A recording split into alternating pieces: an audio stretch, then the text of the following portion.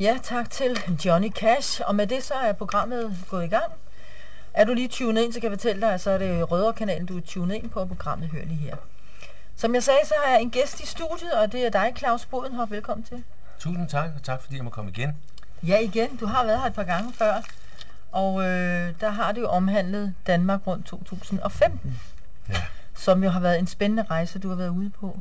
Du har mødt en masse fantastiske mennesker. Ja. Og vi skal sådan set lige have afrundet den tur, og høre, hvordan det egentlig er gået. Og hvilke anekdoter du har fra turen, for dem har du garanteret masser af. Og så skal vi selvfølgelig så snakke om 2016. Det vender vi tilbage til. Det er det, vi gør. Claus, hvordan gik det hele? Jamen, det gik jo forrygende, fordi man kan sige, at den lille snebold, jeg sparkede i gang, eller sendte afsted i november 14, den udviklede sig jo nærmest til at blive et helt snebjerg. Der skete rigtig mange ting i starten, og det udviklede sig konstant, og jeg tænkte, hold da op, når jeg det, jeg skal nå, fordi nu har jeg jo sagt A, så må jeg også sige B. Men turen gik godt. Jeg tror, jeg har været inde og fortælle en lille smule om selve turen rundt de her 1300 km på cykel, og jeg tror ovenikøbet, jeg fik fortalt, at jeg rundt om i Danmark jo kørte i en valgkamp, og jeg fik hilst på en masse politikere, og de sad og smilede alle sammen til mig på vejen rundt, men det var på lygtepælene. Sådan var det jo desværre, og fordi det var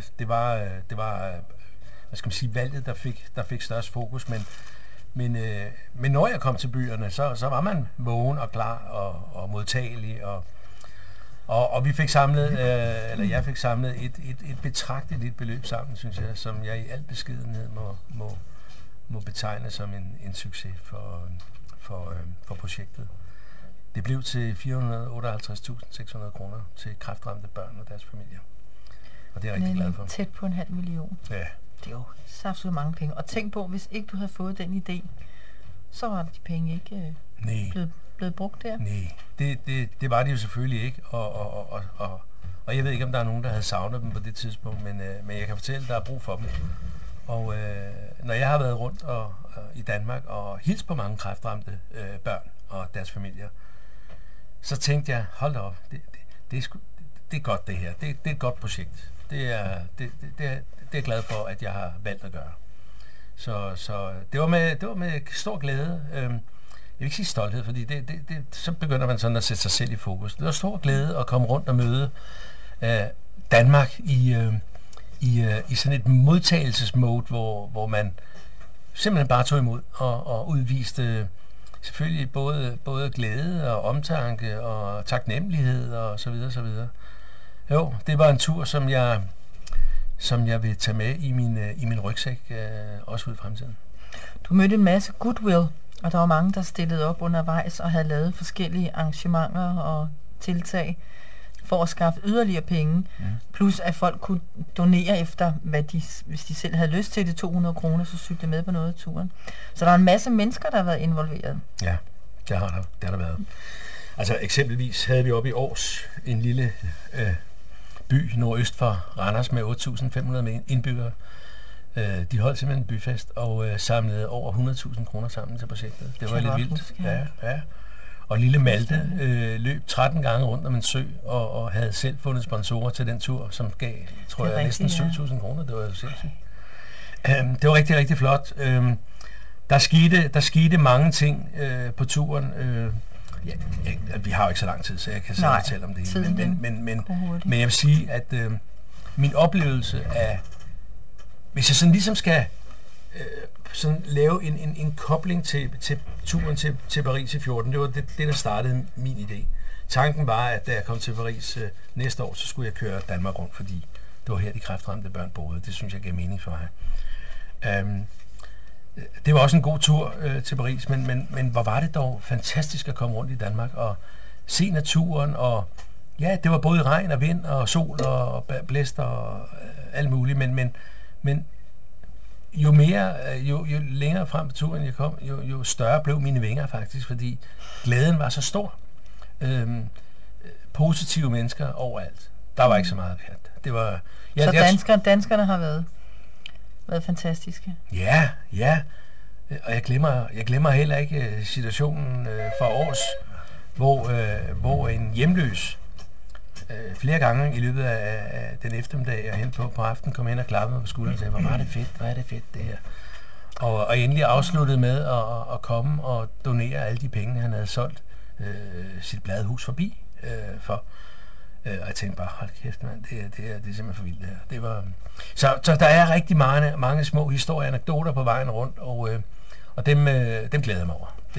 Mit næste spørgsmål var nemlig, om der var en oplevelse, der skilte sig ud, som var, wow, der gjorde meget indtryk på dig, også rent følelsesmæssigt, ja. Så det må næsten være en af dem. Altså, Malte var fantastisk, men det her med en person, som selv har så meget brug for pengene, donerer hele bøtten til det her projekt, det var stort. En, der ikke har ret meget, men giver det, han har. Han giver meget mere end den, der meget mere, ja. Helt vildt. Altså, der lå ikke en bøjet 5 øre i hans lomme, fordi han har taget alt op. Det var stort. Så det har gjort et stort indtryk på dig, den tur her, Claus, og der blev samlet en masse penge ind til børn. Og de går, som du var inde på, til børn og deres familier. Ja. Hvad for eksempel? Jamen, det kan være... Altså, jeg har jo valgt at sige, at de her penge, som bliver indsamlet via Danmark Rundt, de går ikke til forskning. Det må der være andre, der honorerer. Det har jeg ikke noget med at gøre. Det er ikke der, min interesse ligger. Min interesse ligger i at give familier, som har en traumatisk hverdag, bliver ramt på sjæl og følelser, og altså, der er jo ikke noget værre end en familie, som har et sygt barn. Altså, det falder jo sammen, ikke? Så pengene går til oplevelser til de her familier, børnene. Det kan være, at i situationen, hvor de er meget syge, eksempelvis med leukemi, og bliver isoleret i deres hjem på deres værelser, fordi sådan er det i virkeligheden. Man kommer ud til hospitalerne for kemo, bliver sendt hjem igen, og der kan man måske, når man bor på sit lille børneværelse, mangle lad os sige en DVD, eller et fjernsyn, eller hvad det må være. Og når man er rask nok, eller i hvert fald så rask, at man kan komme ud, så kan det være, Børnecancerfonden sørger for, at familien kan komme på weekend sammen. Eller der er utallige muligheder, og jeg kan fortælle dig, at Børnecancerfonden gør et kæmpe arbejde. Ja, de har lige her for nylig holdt 20 års jubilæum, og jeg som troede, at jeg vidste alt om, hvad Børnecancerfonden gør. Okay.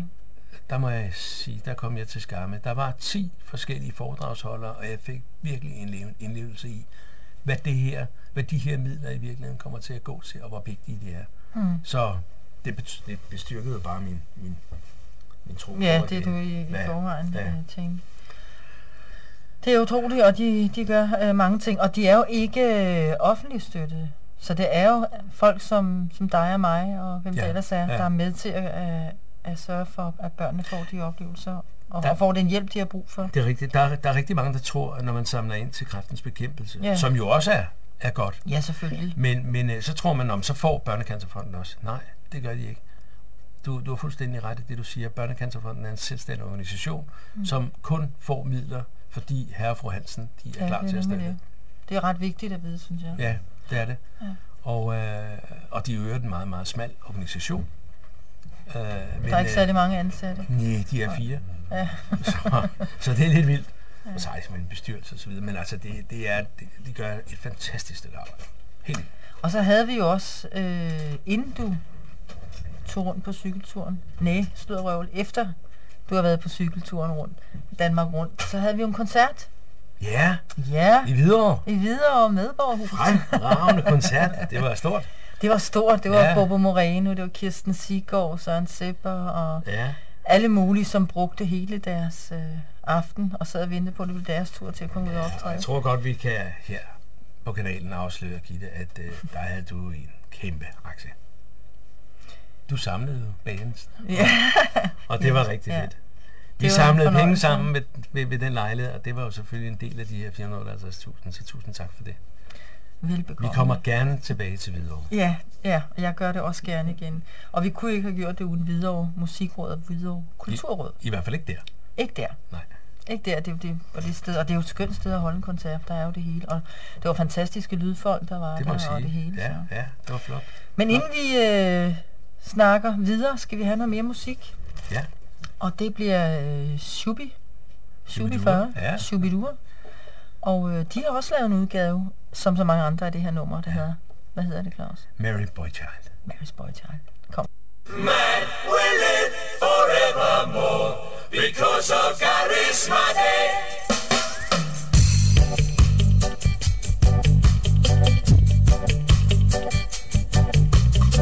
Long time ago in Bethlehem, so the Holy Bible say, Mary Boy Child, Jesus Christ, was born on Charisma Day. One more time now. Long time ago in Bethlehem, so the Holy Bible say, Mary Boy Child, Jesus Christ, was born on Charisma Day.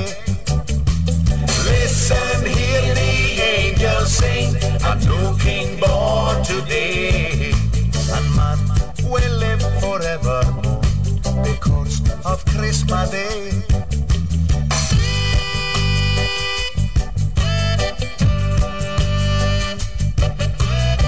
While shepherds watch their flocks by night, them see a bright new shining star. And then them hear a choir sing, the music seems to come from afar. When Joseph and his wife Mary came to Bethlehem that night, them find no place to born the child, not a single room was inside. Listen, hear the angels sing, a new king born today. And man will live forevermore because of Charisma Day.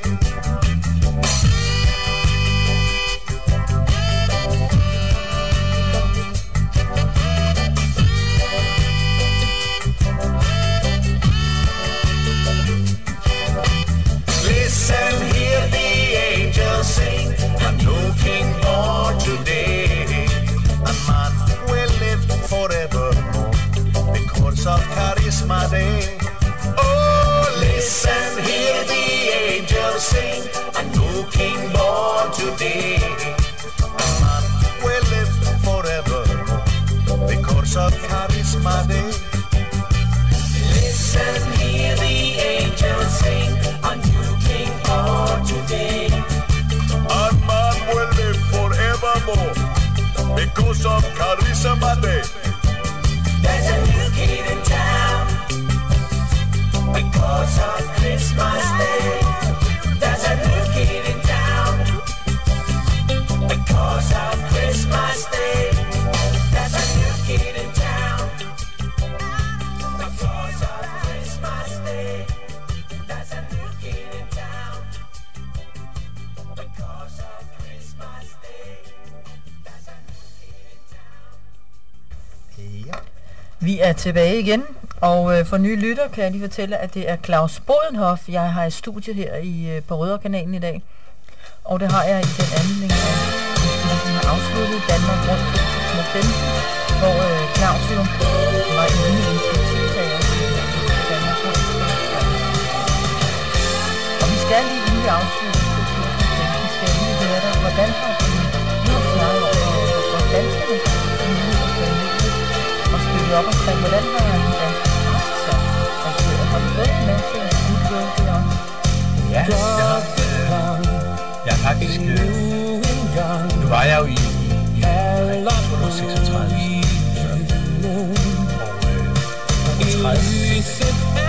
nogle af dem flere gange har skrevet om turen rundt i Danmark.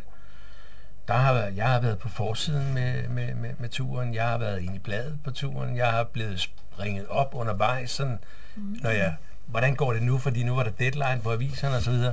Så jeg følte pludselig, at pressen var rigtig meget interesseret i det her projekt. Og det var selvfølgelig super fedt. Det var der så også 12 lokalradiostationer, der har været. 12? Og, ja, 12. Og jeg husker specielt og nu skal jeg ikke reklamere for den radio, men på det tidspunkt, hvor jeg kører ind i Års, eller lige inden jeg kører ind i Års, jeg skal så lige sige, at jeg påstår jo, at jeg har cyklet Danmark rundt. Det har jeg ikke helt, fordi netop den dag, og det var så på dag nummer 2, havde jeg en elbil med som ledsagerbil, kørt af en af mine gode kolleger fra Spar Invest, Tommy. Men vi kom til at køre forkert, fordi GPS'en styrede os en forkert vej. Og så døde bilen af strøm.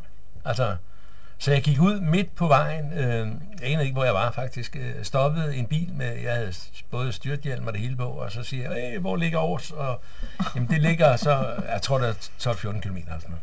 Siger, jeg skal være der 13:45, og der står en hel skole og venter på, at jeg skal komme. Hvad gør vi? Jamen, du hopper der bare ind i min bil, så siger, jeg har også en cykel. Jeg tror, det var en Fiat 500 der. Det var måske en lidt større, men jeg måtte skille cyklen ad for at kunne få plads til den. Og jeg stadig gik det de her sidste kilometer. Og da jeg kommer frem til en sheltang lige inden byens start, så står der, jeg ved ikke, hvor mange børn der venter. Og samtidig blev jeg så ringet op af den her radiostation. Og det gik live ind, og jeg fik børnene til at råbe og skrige og bla bla bla. Det var super fedt. Det er sådan en aha-oplevelse, hvor man tænker, gud, er det fedt det her. Ja, det kan og nu styrer man børnene, og nu styrer man radioen, og jamen, det gik op.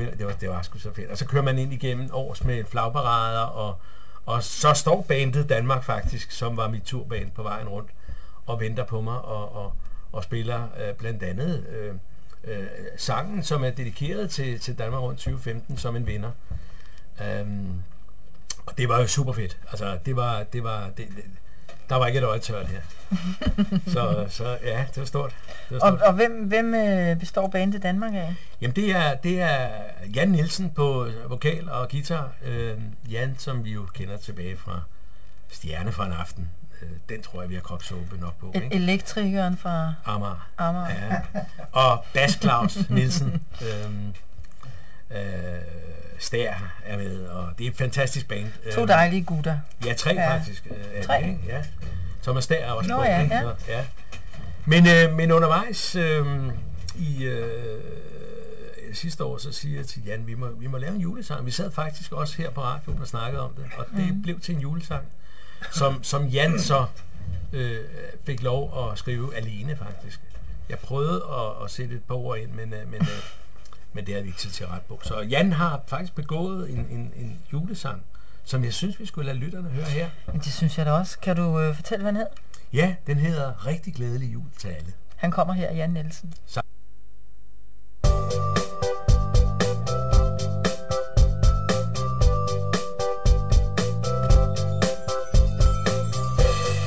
Jeg vil bo i juleland, hvor der bor en julemand, der tør sige fuck til dem, der kriger. Yeah. For her der er det juletid. Yeah. Gaden den er saltet hvid. Alle sælger ud og bliver lidt rigere.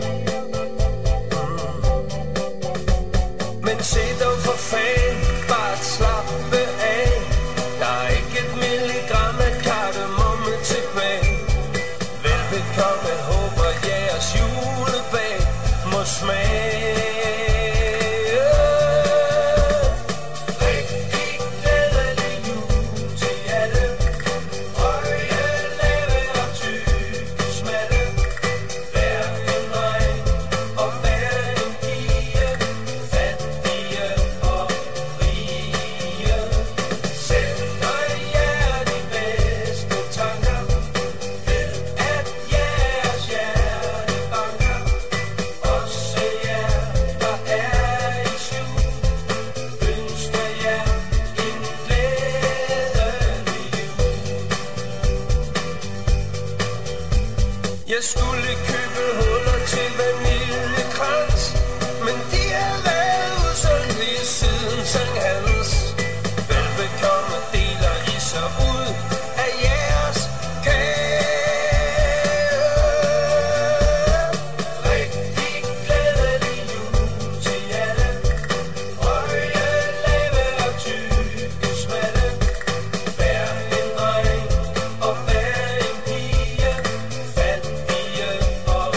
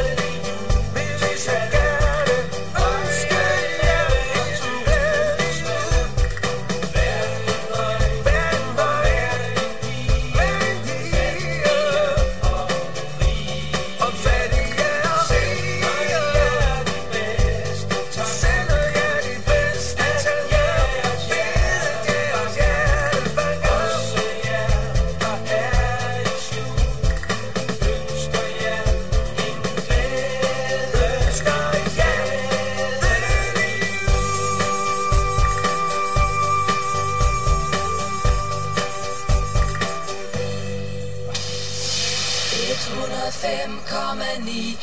FM. Du lytter til 105,9 FM. Nej, så skal vi lige huske. Værsgo. Rigtig glædelig jul til alle. Ønskede bandet Danmark også. Ja. Så siger vi da mange tak. Ja, og det vil jeg også gerne have lov at sige, fordi bandet Danmark har jo bakket mig utrolig godt op under hele turen 2015. Og var med rundt på nogle af etaperne, og både da vi startede den 10. juni om morgenen i Frederiksværk, og var med til afslutningen senere, og i Frederiksværk, hvor jeg landede, var vi med på scenen 2 dage efter turen var slut til et arrangement, der hedder Kanonfredag. Og de lægger jo bare folk ned. Det er jo et fantastisk orkester. Så tusind tak til bandet Danmark, Jan Nielsen og Claus Nielsen og Thomas Dær, for deres indlevelse og bidrag til turen 2015. Og med det så siger vi slut på 2015 og kigger lidt fremad. Ja. Hvad har hele den tur her givet dig? Hvad er eftermælet på denne her tur? Og hvad skal der ske nu? Jamen, altså eftermælet er jo, at for det første har jeg jo fået bekræftet, at der er behov for sådan en tur. Jeg har jo tidligere nævnt, at jeg har cyklet med Rynkeby til Paris, og det jeg oplever nu, det er faktisk, at man efterspørger muligheden for at cykle med pludselig. Altså uden at vi annoncerer det i virkeligheden. Men mange af de ryttere, eller nogle af de ryttere, som har cyklet med til Paris, nogle gør det jo så flere gange. Men når de har været i Paris tilpas mange gange, så tænker de, hvad skal vi så? Og der er jo mange cykelklubber rundt i Danmark, det må vi indrømme. Men en tur som denne her, og i øvrigt til samme formål, uden at vi er i konkurrence med hinanden, det begynder at tiltale dem, og så tænker de, jamen hvorfor skal vi så ikke køre med rundt i Danmark? Og det er man faktisk velkommen til. Okay. Men inden jeg kom til den beslutning, så synes jeg lige, jeg skal nævne, at jeg midt under Tour de France blev inviteret på Hundested Havn, og var med i programmet, der hed TV2 på tur. Og Michael Stærke lavede faktisk næsten et 4-minutters interview med mig der i et forfærdeligt vejr, kan jeg huske. Det mindede mig lidt om turen til Paris. Ja. Men så spørger Michael Stærke til allersidst, hvad så med 16, hvad gør du så? Og lige præcis den dag havde jeg været på sygehuset, og ikke fordi jeg var planlagt, men til noget kontrol, som jeg skal. Og min læge, Hanne Mollerup, sagde, at det skal jeg da også gøre næste år, fordi det er godt af. Jeg har spillet rigtig meget fodbold igennem mit liv, men det kan jeg ikke mere på grund af slidgigt i både knæ og ankler. Så her kommer appellen til danskerne. Det kan godt være, at I ikke kan gå så meget, men noget kan I. I kan faktisk godt cykle, hvis I har dårlige knæ. Det er rigtig godt for jeres knæ. Og det fik jeg også at vide, at det var for mig. Så jeg tænkte, så skal jeg jo cykle 2016. Så jeg fik faktisk sagt på TV2 direkte, at jeg cykler også i 16. Og når man siger A, siger man også B. Og da jeg kom hjem den eftermiddag, så tænkte jeg, hold da op, hvad er det nu, jeg har sagt ja til, fordi det her, det var faktisk et projekt, der var tæt på at lægge mig ned arbejdsmæssigt. Jeg havde stor goodwill i Spar Invest, men jeg brugte nætter og weekender, og det udviklede sig helt vildt. 8 nyhedsbreve fik jeg lavet undervejs. Ja, det er jo det, der var en nyhedsbreve, for folk kunne følge med hele tiden. Så jeg tænkte, hvad gør jeg så i 16? Jamen, nu er det jo kørt, den første cykeltur. Så hvorfor ikke nedsætte en arbejdsgruppe omkring mig, der kan være med til at bidrage? Altså, flere løfter mere, gik jeg ud fra. Så nu er der ikke kun 2 hænder, der løfter. Nu er der faktisk 12 hænder, der løfter. Nå, 12? Så der er 6 i en lille arbejdsgruppe oppe i Nordsjælland. Og efter at have været rundt i Danmark, så følte jeg jo også, at jeg havde lært en masse andre mennesker at kende. Og så gik jeg tilbage til nogle af dem. Der var for eksempel en lille gruppe oppe i Aarhus. Så der har vi nedsat en decentral styregruppe. Der var en tur gennem Viborg, der gav mulighed for at pege på nogle mennesker der. Så nu er der også nedsat en styregruppe der. Og det gentager sig i Esbjerg, Tinglev, på Lolland og i Køge, og der er faktisk en på vej også i Randers. Og den styregruppe, de sidder så og finder ud, hvordan det skal foregå lige der? Ja, de er jo lokale. De kender for det første ruten bedre, end jeg på nogen måde vil kunne komme til at gøre. Og det vil sige, at de er med til at planlægge ruten igennem de her byer, som de nu er bosiddende i selv. Og så begynder de også at lave små arrangementer rundt i byerne, der er med til at løfte projektet. Så det betyder, for eksempel har det betydet i Tinglev, at bagermester Thomas Brogaard har sat mig i forbindelse med et firma i Vejle. Det er fantastisk. Og vi har møde her, vi har haft nogle møder, og de har sagt ja, og de er gået all in for det her, men det er det er en virksomhed, som sender råvarer ud til nogle butikker i Danmark. Jeg skal ikke komme ind på lige nu, hvad det er, men det gør de, og de har så valgt at gå ind i det her projekt og lave en markedsføringskampagne over for de her butikker. Og det er jo pludselig både fantastisk og surrealistisk, at man bliver en del af et projekt, der kommer til at ligge rundt i måske mere end 1000 butikker rundt om i Danmark med mit navn. Og så tænker jeg bare, hold op, hvad? Men det er sådan, det er. Og det er jo fantastisk, at Thomas Brogaard har fået sat det i sving. Nede i Tinglev har de, og den aftale, den er klokkeren, og det er jeg rigtig stolt over.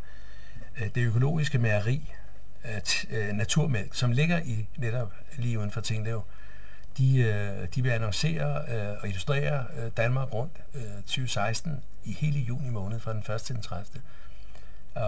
Og det er rigtig stort. Altså, det vil sige, at nu kommer pludselig Danmark rundt på middagsbord og morgenbord, eller hvor det nu. Så de vil illustrere det på deres kartoner? Ja, alle deres mælkekartoner. Det er fantastisk. Det er vildt. Ja. Og for mig at se, så betyder det jo bare, at her har man modtaget budskabet om, at vi skal støtte og hjælpe de her kræftramte børn og deres familier. Så det er... Men det udvikler sig. I Lolland kan jeg fortælle, at i øjeblikket er der stillet 15 indsamlingsbøtter op på de danske færger, der sejler mellem Gedser, Rostock og Rødby-Puttgarden. Og det er Børnecancerfondens indsamlingsbøtter, og netop fordi det er det, så skal vi ikke ud og hente en separat tilladelse. Så nu står de der bøtter der og forhåbentlig samler en masse julepenge sammen. Men de kommer faktisk til at stå der hele året. Altså, det siger jo lidt om, man tænker, hvad søren kan det ikke blive til i år? Nu bliver det lige ved 500.000 i år. Ja. Næste år. Ja. Det er spændende. Det er lidt spændende. Jeg lovede faktisk, det tog jeg på pressemødet, som jeg holdt i Frederiksværk den 5. november, da jeg offentliggjorde beløbet til Børnecancerfonden. Der lovede jeg faktisk, at i 16 går vi efter millioner. Ja. Og så mange mennesker, som er involveret nu i forhold til 15, også med de der styregrupper. Ja. De sætter jo hver sag noget i gang. Ja, det gør de. Som sikkert kommer nogle flotte resultater ud af, og med færgerne her. Og det må man tro, de gør. Altså, man kan ikke vide. Men de har faktisk sagt ja til det. Så jeg har rigtig stor tiltro til, at man løfter. Vi har faktisk 2 arrangementer her i Hillerød. Den 4. marts har vi en stor auktion med lokale kunstnere, som sætter deres værker til salg. Jeg har en dialog i øjeblikket med Hillerød Rockkor, som måske stiller op. Det kan jeg ikke love, men det håber jeg. Og dagen efter, den 5. marts, der har vi HFC i Hillerød, et fitnesscenter, har stillet 32 motionscykler til rådighed, som vi kan anvende til en cykelevent, der tager 4 timer. Og vi håber ved den lejlighed, at vi kan få lidt musik i gaden. Vi ved, at Søren Sebber har sagt ja til at komme og spille. Vi mangler lige hans indimellem makker, Jan Lune Carlsen. Jeg håber, han siger ja. Han er lige kommet hjem på Spanien. Jeg er ikke talt med nu. Vi håber også, han siger ja. Men sådan er der arrangementer sådan hele vejen rundt ikke kun i Hillerød, men i Danmark. Som allerede er. Ja, og vi er også ved at planlægge en ny koncert, og jeg har faktisk fået forhåndstilsagn fra sådan to bands, der godt kan være interessante. Jeg tror, vi skal vente med at offentliggøre dem, Men det kan godt blive rigtig spændende. Ja, vi satte så stort. Ja. Og det var også stort. Ja, men det skal vi. Det var jo fantastisk, men lad os se, hvad vi kan finde ud af i år. Indtil videre, så... Og du er med mig, det ved jeg. Det kan du tro. Ja, det kan du tro, ja. Inden vi kommer mere ind på det og slutter af her, så skal vi have noget mere musik. Ja. Og du har valgt et nummer her med et band, som jeg holder meget af. Og det er Smokey. Ja. Har du det klart derovre? Det kan du tro. Vi skal have nummer, der hedder A Winter's Tale. Ja.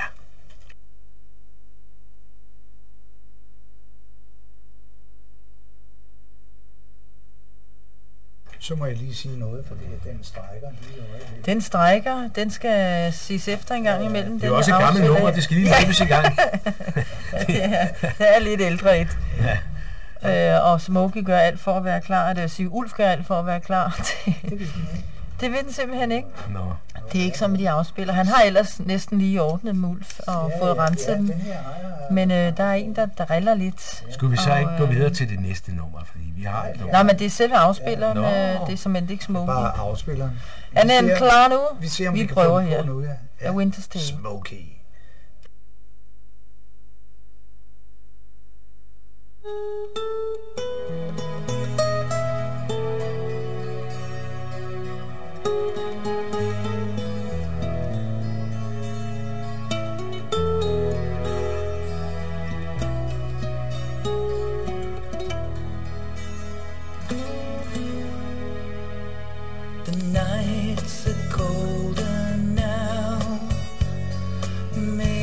I should close the door. But anyway, the snow has covered all your footsteps, and I can follow you no more. The fire still burns at night. My memories are warm and clear, but everybody knows it's hard to be alone at this time of year. It was only a winter's tale, just another winter's tale. Why should the world take notice of one more love that's failed? It's the love that could never be, though it meant a lot to you and me. On a worldwide scale, we're just another winter's tale.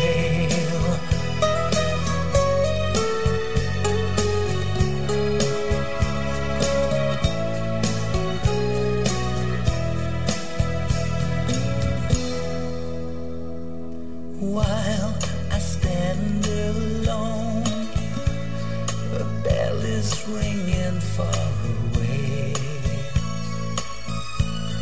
I wonder if you hear, I wonder if you're listening.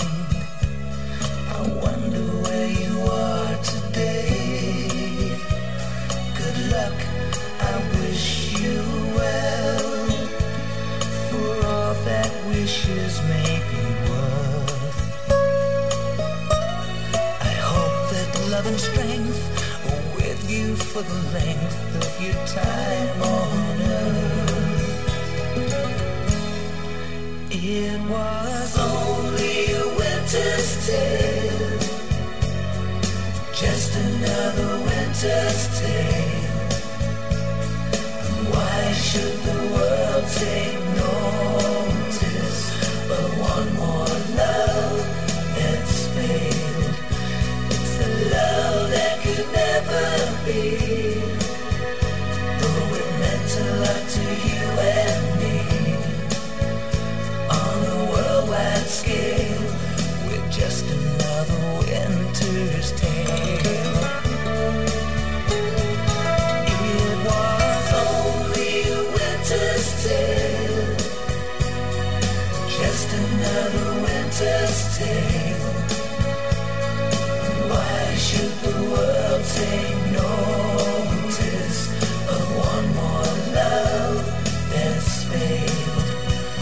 A love that could never be, though it meant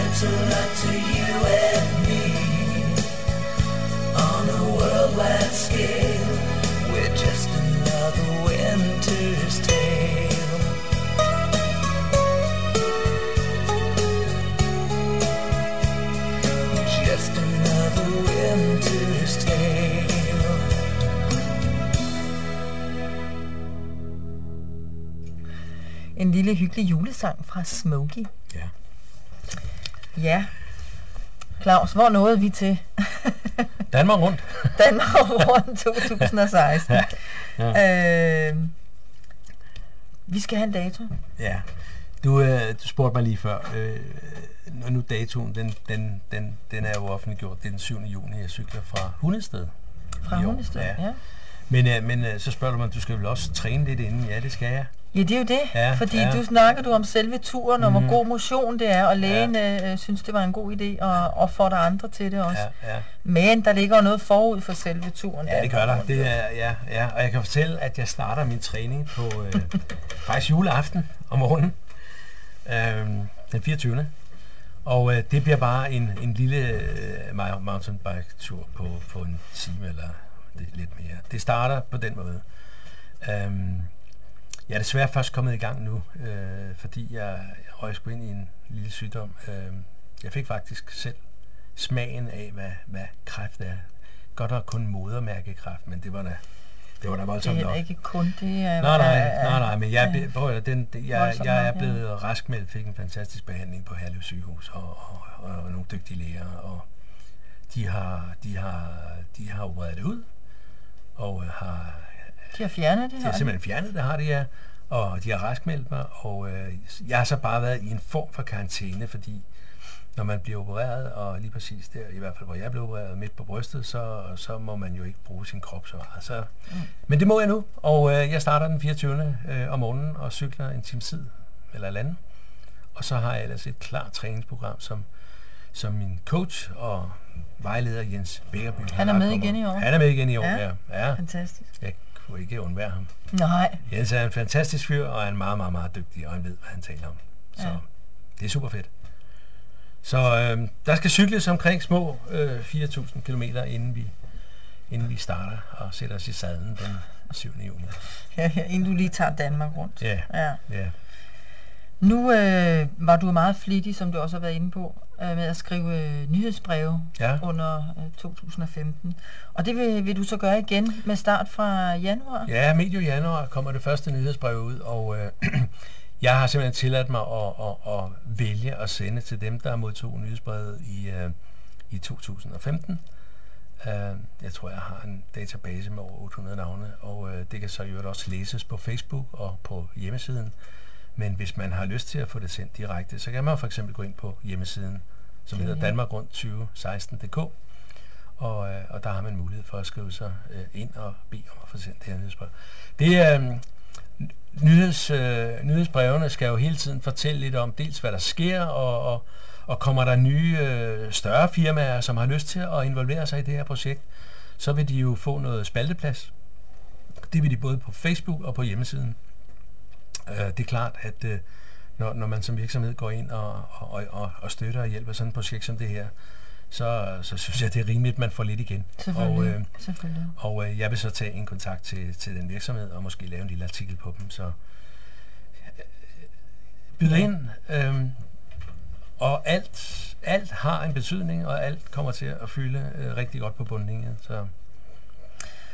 Som noget nyt i år, så kan man være med på cykelturen for 300 kroner. Ja, men vi har simpelthen valgt nu, og inden ret længe kommer der et schema ind på hjemmesiden også, hvor man kan tilmelde sig 1 etape, 2 etaper, eller hvad man nu har lyst til. For at deltage på en etape, skal man donere 300 kroner til Børnecancerfonden. Og der bliver selvfølgelig så noget logistik omkring overnatning og så videre, men i øjeblikket er jeg ved at lave aftaler med de byer, vi kommer frem til om overnatningsmuligheder. Der ligger allerede en aftale i Randers, der ligger en aftale ned omkring Tinglev, og der ligger en aftale i Sønderborg. Så jeg mangler bare en 8-9 aftaler, for at man, og det er jo så det er jo billige overnatningspenge, vi taler om, ikke? Fordi turen, den er jo i sig selv dedikeret til at samle penge til Børnecancerfonden. Så de overnatningsmuligheder, der bliver lagt ind på ruten, de er ved at gå ned og give et totalt favorabelt tilbud, så er det jo en del af projektet, kan man sige. Netop, ja. Og vil man ind og, eller jeg kan lige sige, hvordan foregår det sådan i ren praksis, når folk gerne vil donere noget, indbetale de 300 kroner, i det hele taget bare gerne donere? Kan man være sikker på, at pengene går til Børnecancerfonden? det er jo alt det. Ja, det er nemlig det, fordi der er måske mange, der tænker, så er der noget administration, og så er der det ene og det andet. Det kan man. Vi har et SWIP-nummer, der hedder 2494. Det er knyttet direkte op i Danmark Rundt. Og på den konto, som i øvrigt befinder sig i Jutlander Bank, der hedder det Danmark Rundt 2016.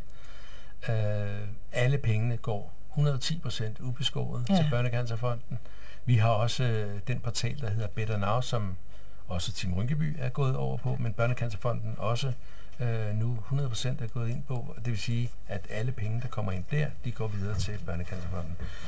Jeg har som udgangspunkt, og sådan var det også i 15, betinget mig, at jeg ikke fik en eneste krone mellem mine hænder. Alle penge går direkte til projektet. Så vil nogen, måske den skarpe lytter, sige, hvad så med hjemmesiden, for det koster jo noget. Ja, det koster noget, men det betaler jeg selv. Okay. Det er jo så min egen donation, kan man sige. Det koster at få sådan en hjemmeside. Sådan det. Men vi tager ikke... Det er den måde, du støtter på rent økonomisk i hvert fald. Vi har ingen omkostninger overhovedet. Så det er alt sammen goodwill. Ja, og det er det. Det er fantastisk at stå sammen om sådan noget. Og alle kan jo relatere til noget med børn. Alle vil jo gerne hjælpe. Og vi har jo set gang på gang, hvor fantastiske danskerne er til at hjælpe, når der er nød rundt omkring. Præcis. Vi er et lille land, men... Jeg havde 2 protektorer i 2015. Og den ene var håndboldspilleren Michael V. Knudsen, som også er protektor i 16. Den anden var Anders Birkov, som også er protektor i 2016, og som Anders sagde i det interview, der ligger på hjemmesiden danmarrundt2015.dk, sagde, syge børn, det kan vi altså ikke have. Det kan vi ikke have. Nej. Og det kan vi heller ikke. Men vi har de 2 protektorer med i projektet i 16, og så har jeg lige her for kort tid siden lavet yderligere en aftale med en protektor nummer 3, og jeg er rigtig, rigtig stolt, og jeg kunne fortælle, at protektor nummer 3 er den tidligere landsholdsspiller i fodbold og fra Brøndby IF, Kim Vilfort. Og jeg skal ikke fortælle Kims historie, men Kim ved, hvad han taler om, når han er gået ind i det her projekt. Det tror jeg, alle, der har set filmen EM92, vil kunne ikke genkende det til. Ja. Så jeg er glad og stolt og totalt ydmyg over, at Kim har valgt at gå med ind i projektet her. Og det gør han all in. Dejligt. Ja, godt super, at høre, Claus. Super. Inden vi siger tak for nu og ønsker folk en god jul, så skal vi have et stykke musik mere. Og dengang der er det White Christmas med The Beatmas. Ja. Den kender jeg slet ikke. Nej. Det kommer der til nu. Ja. Er det klar derovre? Det kan du tro. White Christmas, værsgo.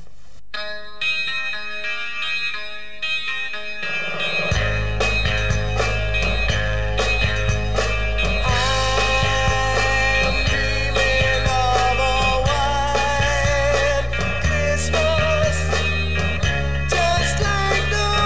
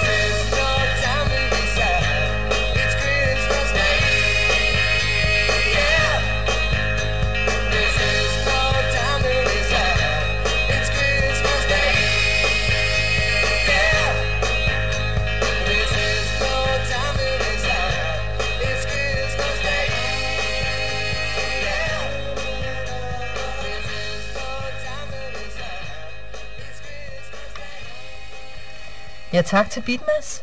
Ja. Det klarer de da meget godt. Ja, ikke? Jo. Ja. Ja, jeg har ikke rigtig... Gav det så nogle hallucinationer omkring et gammelt band? Ja, det 60'erne? gjorde det. Ja, det gjorde det. Men Ja, det tænkte jeg så også allerede, det er navnet. Okay. Beatmas. Jo, starten der var noget Beatles. Ja, ja. Udmærket, Claus. Ja. Men skulle vi ikke lige gentage hjemmeside, Facebook og Jo. Swip? Gå ind og kig på hjemmesiden Danmark Rundt 2016.dk. Den vil blive løftet fra nærmest uge til uge nu. Den er åbnet, den er i gang, og der vil blive lagt en masse ting på hen ad vejen.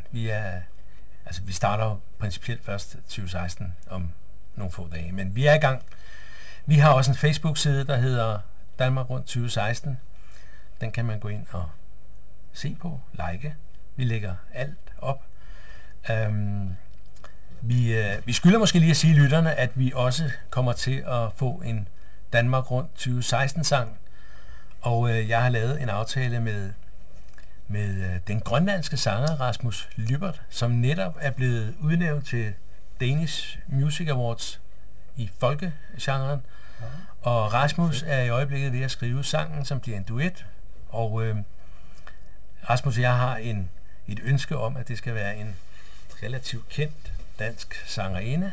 Vi har ikke fået et ja endnu, men lad os nu se. Men Rasmus er i gang, og det er jo fantastisk, at han fik Danish Music Award for at skrive sange, altså som sangskriver. Så det kan jo ikke... Så det kan han godt finde ud af. Det kan han godt finde ud af. Ja. Men vi har også et SWIP-nummer, der hedder 2494. Og som sagt sender vi et nyhedsbrev ud i løbet af januar måned. Vi skal lige over midt i januar. Ja. Men følg med på de elektroniske medier. Vi gør alt, hvad vi kan for at få sprøjtet så meget information ud som overhovedet muligt.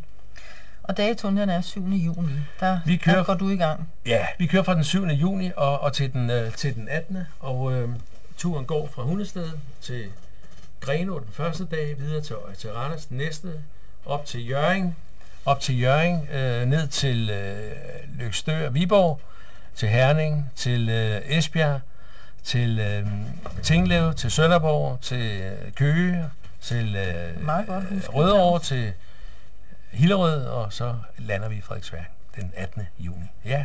Den 18. juni. Ja, jeg har sat mig ind i tingene, og det er nok derfor, jeg kan huske det. Men jeg glæder mig helt vildt, og jeg håber, jeg kan få lov til at fortælle lidt om turen over for jeres lyttere endnu en gang på et senere tidspunkt. Ja, men det følger vi op på, som vi har gjort tidligere. Og koncerten, den regner vi med, skal løbe stablen i gang i foråret, april, maj, og den vender vi selvfølgelig tilbage til. Ja. Så skal jeg lige her på falderebet høre, hvad skal du lave til jul? Udover at du skal cykle juleaftensdag. jeg skal, jamen det er derfor, jeg kan gøre det. Jeg skal se min datter juleaften. Ja. Min yngste datter, hun er blevet positivt opdraget denne her jul til at holde juleaften, fordi at vi hjemme hos os tænkte, det er fint med traditioner, men vi bliver jo også ældre. Så nu må vi ligesom dele det lidt op i familien, så nu har vi pålagt positivt vores yngste datter at holde juleaften. Så vi skal til juleaften hos min datter. Og jeg glæder mig helt vildt. Ja. Jamen, det var da også være rart for en gang skyld, ikke at skal være den, der står for det hele. Ja. Og hvad så med første og anden juledag? Der skal jeg træne. Der skal du træne. Ja. Så, men det bliver jo ikke hele dagen. Jeg elsker julen, og jeg synes, at det er hyggeligt. Jeg holder meget af julemusik, men når vi kommer over anden juledag, så er jeg også glad for, at vi kan slukke for den musik. Ja. Så starter vi på en ny. Ja. Og det skal blive spændende at se, hvad 2016 byder ind med, hvilket resultat vi får ud af det den næste gang her. Jeg vil gerne have lov til at sige rigtig tak, fordi jeg måtte komme her i studiet. Og til jer og alle jeres lyttere vil jeg ønske en rigtig glædelig jul og et godt nytår. Tak skal du have, Claus. I lige måde til dig og dine. Tak. Kære. Tak. Og til lytteren herfra, fra mig skal også lyde et ønske om en rigtig dejlig, fredelig og hyggelig jul. Og så høres vi ved igen på tirsdag selvfølgelig, så er vi klar igen. Tommy Sebak får lov at slutte af, også med et nummer, du har fået lov at vælge al musikken i dag, Claus. Og det er, vi ønsker jer alle en glædelig jul, så det får Tommy så også mulighed for at sige til lytterne her. Ja. Kan I have det rigtig godt? Vi høres ved.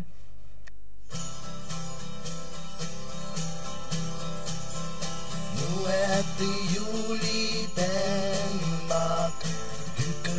store og små.